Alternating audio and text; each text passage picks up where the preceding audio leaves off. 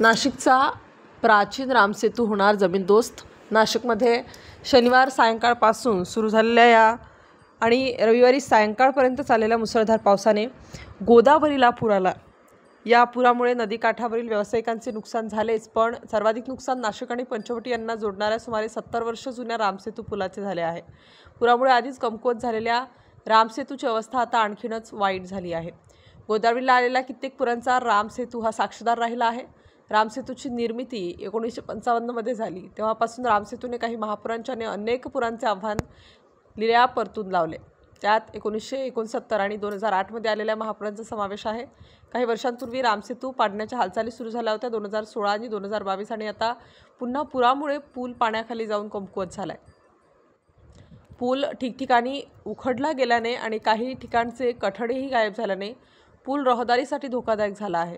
एकंदरीतच रामसेतू पूल आज मात्र शेवटच्या घटका मोजताना दिसत आहे।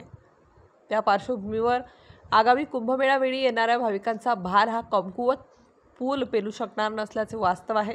त्यामुळेच रामसेतू पुलासाठी कुंभमेळा मंत्री गिरीश महाजन यांनी एक वेगळी घोषणा केली आहे। रामसेतूची स्थिती पाहून मंत्री महाजन यांनी तातडीने रामसेतू पाडून नवीन पूल बांधण्याचे निर्देश प्रशासनाला दिले आहे। तसेच रामसेतू आता पादचाऱ्यांसाठीही बंद करण्याची सूचना केली। नाशिककरांना आता नवीन रामसेतू आहे त्याच ठिकाणी बांधला जाणार की दुसऱ्या ठिकाणी याची उत्सुकता आहे। स्टार न्यूजसाठी मनोज औचिते, नाशिक।